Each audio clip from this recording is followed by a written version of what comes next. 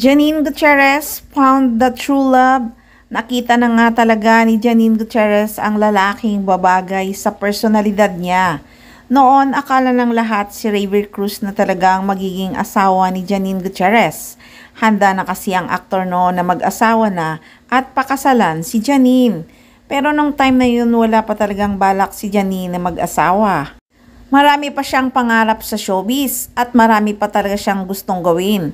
At yun nga, kahit na ngayon, pagkatapos ng breakup nila ni Paolo Abilino, ay dumating nga si Jericho Rosales na mukhang handang-handa na nga na mag-asawa si Janine.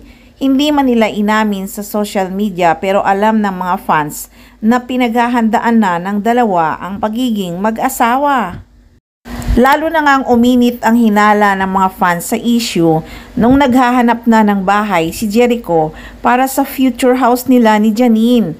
At maraming nakakaalam na si Echo ang namili ng mga gamit para sa bahay nila ni Janine Gutierrez. Kaya hindi na rin talaga maitago na sobrang inspirado sila sa pagtatrabaho dahil very supportive sila sa bawat isa. Nasasabing sobrang swerte talaga ni Janine. Mas swerte na sa career, mas swerte pa sa love life. Saan ka pa? So hindi pala totoo ang kasabihang pag maswerte ka sa career, malas ka sa pag-ibig. Si Janine pala ang sobrang blessed kasi swerte na sa career. Nako, sobrang swerte pa pagdating sa pag-ibig.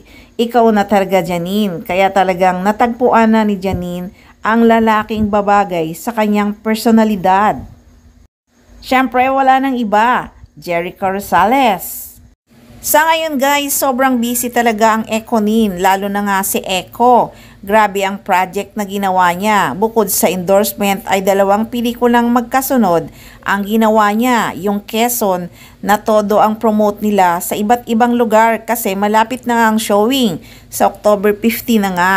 At eto nga, balik tambala nila ni Ann Curtis ang The Loved One. At sobrang hinangaan din siya sa endorsement niya kamakailan ang bagong labas ng Huawei Pura 80 Ultra. Astig talagang pagkagawa, ang gwapo niya lalo. Kinakiligan talaga siya sa endorsement na yon, sobrang astig.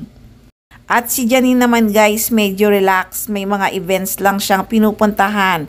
Yung mga Nivea, I Care, at meron siya sa Lucky Chinatown. Yung Panda on the Move, medyo wala pang masyadong detalye, pero abangan na lang natin sa September 1.